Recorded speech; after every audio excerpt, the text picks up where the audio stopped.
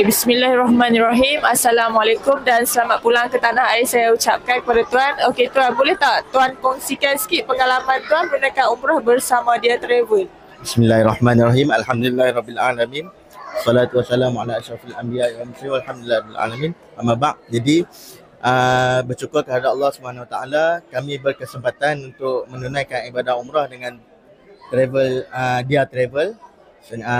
Jadi bermula dah 1 September sampai 12 September ni kami sangat gembira dan sangat bersyukur kepada Allah kerana tiap-tiap perjalanan tu dibimbing dengan sangat baik dan kemas mantap daripada Ustaz Zubair dan Haji Lokman yang berada di Mekah. Tiap-tiap slot, tiap-tiap tempat akan diberikan detail, penerangan yang detail daripada Ustaz Zubair. Tunjuk ajar daripada Ustaz Zubair yang sangat baik. Diceritakan sejarah A sampai ke Z tiap-tiap tempat ziarah yang kami pergi di sana. Alhamdulillah.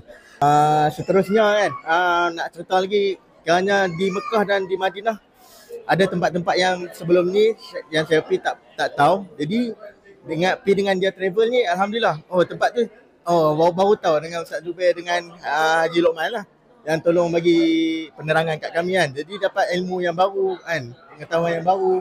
Jadi sangat-sangat terbaik lah pengurusan Dia Travel ni. Alhamdulillah. Barakallahu fikum insyaAllah. Alhamdulillah. Terima kasih Tuan kongsikan. Okey Tuan, kalau saya bagi 10 bintang, Tuan bagi kita berapa bintang? 12/10. Lebih. Alhamdulillah.